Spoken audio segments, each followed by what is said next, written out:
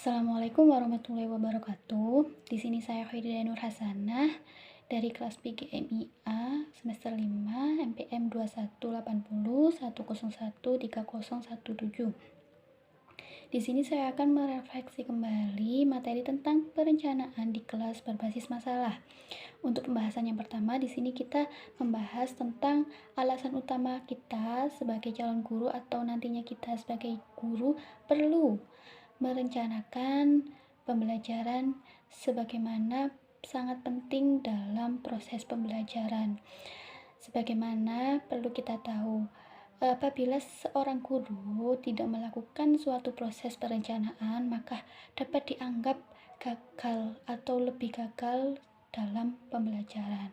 Jadi, kita sebagai guru perlu melakukan perencanaan pembelajaran sebelum memasuki kelas. Yang selanjutnya, dalam pembelajaran ada 3 fase yang perlu kita ketahui. Untuk pembelajaran, yang pertama ada fase sebelum, yang kedua ada fase selama kegiatan, dan yang ketiga ada fase diskusi kelas. Jadi untuk fase yang pertama yaitu fase sebelum, di sini dimana kita harus mengaktifkan pengetahuan sebelumnya. Jadi kita sebagai calon guru perlu tahu pengalaman sebelumnya itu siswa itu seperti apa, bagaimana siswa memiliki pengalaman tersebut, dan lain sebagainya. Dimana dari bagaimana mengaktifkan pengetahuan siswa ini dapat dijabarkan dengan dapat dijelaskan atau dapat dieksplorasi dengan mulai dengan versi yang sederhana, dengan memberikan tugas yang sederhana. Jadi dengan memberikan stimulus kepada siswa mengenai hal-hal yang berkaitan dengan tujuan pembelajaran dan pengalaman mereka sebelumnya. Yang kedua, yaitu dihubungkan dengan pengalaman siswa. Jadi ketika kita memulai tugas yang sederhana tersebut, kita kaitkan dengan pengalaman siswa mereka yang sebelumnya. Yang ketiga, memperkirakan prediksi jawabannya. Jadi perlu kita memastikan prediksi jawaban siswa tersebut. Apakah bila diberikan tugas yang berkaitan dengan pemahaman dan pengalaman mereka ini sesuai dengan prediksi kita atau tidak. Yang ketiga itu pastikan masalah yang dipahami. Jadi kita perlu memastikan masalah yang kita berikan itu dapat dipahami oleh siswa apa tidak. Jadi di sini dapat dijabarkan dalam memastikan masalah yang kita berikan itu dapat dipahami atau tidak. Yang pertama itu dengan apakah kita coba cari tahu.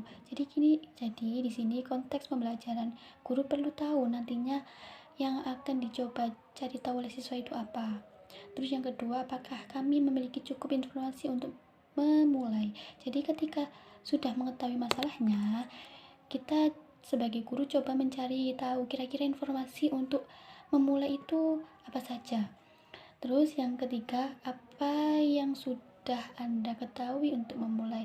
Jadi di sini kita harus sebagai guru mempersiapkan segala sesuatunya yang mana memastikan masalah tersebut mudah difahami oleh siswa kita. Terus yang terakhir itu tetapkan ekspektasi yang jelas. Jadi di sini kita sebagai guru harus merumuskan tujuan pembelajaran, itu sangat penting.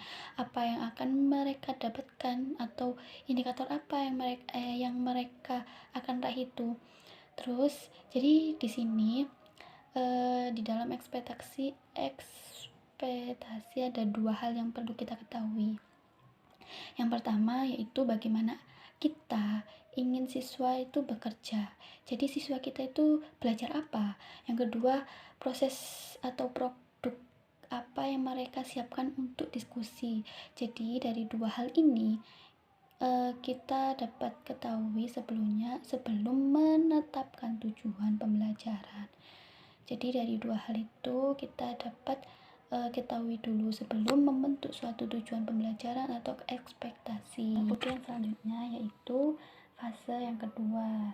Jadi di sini fase yang kedua bisa disebut dengan fase selama pengajaran.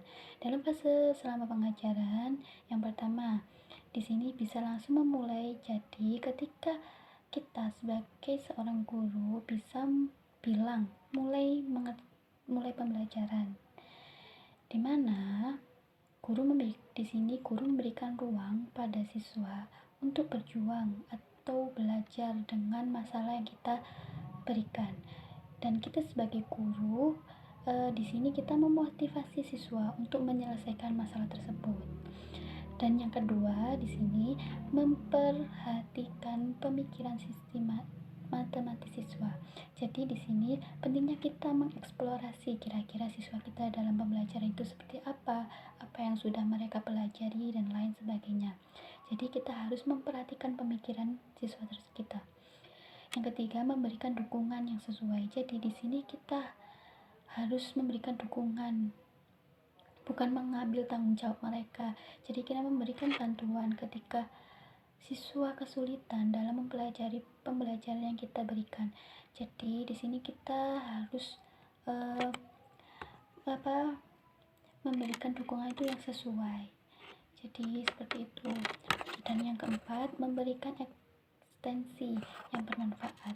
Jadi di sini ketika siswa selesai mengerjakan tugas tersebut, kita tidak langsung menerima tugas benar atau salahnya. Jadi di sini bagaimana kita mengeksplorasi tugas tersebut dengan memberikan pemikiran yang luas atau menambah pengetahuan yang baru yang mana berkaitan dengan pembelajaran kita. Dan yang fase yang ketiga di sini diskusi kelas atau pada saat kegiatan. Jadi di sini saat siswa bisa menambahkan pada kajian aktivitas yang sebelumnya, di sini dengan dapat membentuk diskusi kelas. Yang selanjutnya yaitu dalam pembelajaran ada 8 langkah ya dalam proses perencanaan. Jadi di sini langkah proses perencanaan pembelajaran itu ada 8 langkah. Untuk itu dicakup oleh 3 hal. Yang pertama, keputusan konten dan tugas. Yang kedua, rencana setelahnya. Yang ketiga, merefleksi desain. Untuk langkah yang pertama sampai keempat di sini dicakup oleh keputusan konten dan tujuan. Jadi untuk langkah yang pertama di sini dapat kita ketahui yaitu tujuan pembelajaran matematika lebih fokus. Jadi di sini indikator pencapaian yang siswa dapat saat atau selama pembelajaran itu apa saja. Terus yang kedua, mempertimbangkan kebutuhan siswa. Jadi apakah mereka dapatkan atau mereka pahami itu dapat berfungsi sebagai titik peluncur. Lalu kesalahan pemahaman apa yang mungkin dapat ditangani. Lalu modal apa yang mungkin perlu kita dukung dalam proses pembelajaran. Untuk langkah yang ketiga di sini pilih tugas serta gunakan panduan 4 langkah untuk mengevaluasi serta memilih aktivitas. Jadi pada tugas pembahasan tinjauan konten serta kebutuhan siswa. Terus apakah tujuan berpotensi untuk melibatkan siswa dalam praktek matematika. Terus yang selanjutnya, apakah tugas mengharuskan siswa untuk menerapkan strategi pemecahan masalah. Untuk langkah yang keempat, di sini ada rancangan penilaian pembelajaran. Jadi rancangan penilaian di sini yang mana akan memungkinkan siswa untuk mendemonstrasikan pemahaman mereka tentang tujuan konten. Untuk langkah yang kelima dicakup oleh rancangan setelahnya. Jadi langkah yang kelima ini sebelumnya bersiap dalam pengetahuan yang sebelumnya dengan memberikan konteks serta tetapkan ekspektasi yang jelas. Untuk langkah yang keenam di sini selama pengajaran siswa bekerja perangkat. Jadi di sini kita perlu menghindari melakukan ke depan perjuangan. Jadi kita perlu memperhatikan pemikiran matematis siswa, di mana dengan memberikan dukungan serta tantangan yang sesuai dengan menyediakan dan mengekstensi.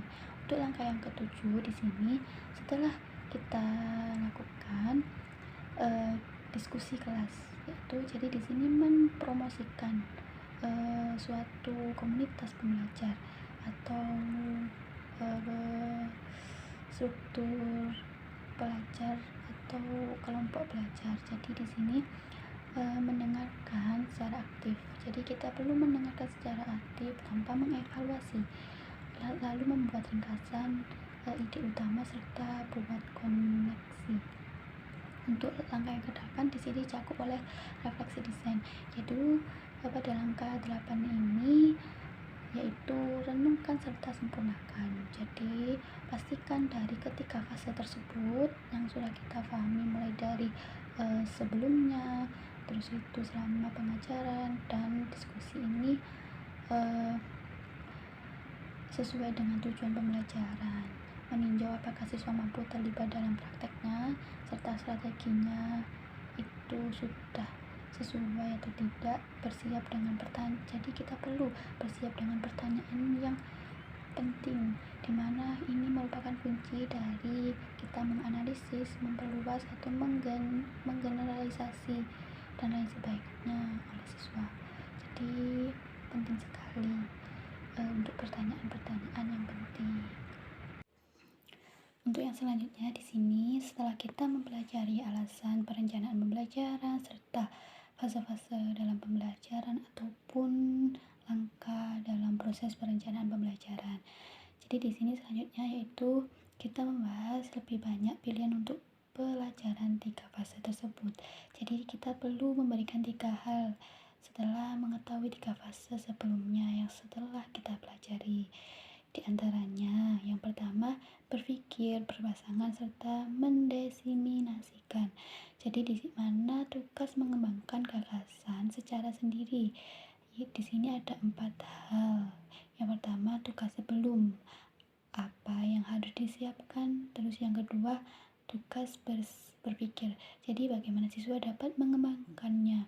Yang ketiga, tugas selama. Jadi di sini siswa dapat berbagi pendapat. Yang keempat, tugas berbagi. Jadi di sini siswa dapat memberikan gagasan mereka secara sendiri. Terus yang kedua, yaitu pusat pembelajaran.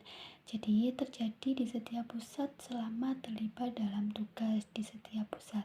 Jadi pada pembelajaran sebelumnya apa yang terjadi dan apakah siswa fase pengajaran, terus apakah siswa terlibat tugas seperti apa di dalam pusat pembelajaran tersebut. Terus yang selanjutnya yaitu yang ketiga, membedakan instruksi. Jadi di sini rencana pelajaran mencakup strategi untuk mendukung berbagai latar belakang akademis yang membedakan ditemukan di ruang kelas. Jadi kita tidak dapat memenuhi kebutuhan siswa sebagaimana siswa memiliki latar belakang yang berbeda-beda. Sehingga kita perlu membedakannya dengan memperhatikan beberapa hal di dalamnya. Yaitu yang pertama itu ada isi. Jadi di sini ada 4 hal dalam membedakan atau memperhatikan di dalam pengajuan. Jadi di sini ada 4 hal. Yang pertama, isi, di mana mengetahui pemahaman setiap siswa. Jadi ini pemahaman setiap siswa saat melalui beberapa tahapan, ada yang sudah mulai memahami, ada juga yang belum memahami. Jadi peran kita sebagai guru di sini melihat bahwa konten ini bisa diterima oleh siswa atau tidak. Yang kedua yaitu proses, di mana akan melibatkan siswa dalam memikir isi. Jadi sebagaimana kita sebagai guru melihat keterlibatan siswa dalam pembelajaran, bagaimana kesan serta pesan mereka terhadap materi yang telah kita berikan. Terus yang ketiga, produk. Jadi di sini berkaitan dengan produk atau karya atau tulisan atau cerita, sehingga menciptakan suatu produk di mana pasti juga berbeda-beda setiap siswa dan kita harus melihat kesesuaian dengan tujuan pembelajaran atau pembelajaran yang sedang kita pelajari. Terus yang keempat, mempertimbangkan lingkungan belajar. Jadi di sini contohnya seperti mempertimbangkan lingkungan kelas ini, apakah sudah memungkinkan untuk dilakukan diskusi atau mendukung untuk melakukan diskusi. Jadi hal-hal tersebut yang dapat membedakan dalam melakukan proses pengajaran. Sekian dari saya, kurang lebihnya saya mohon maaf.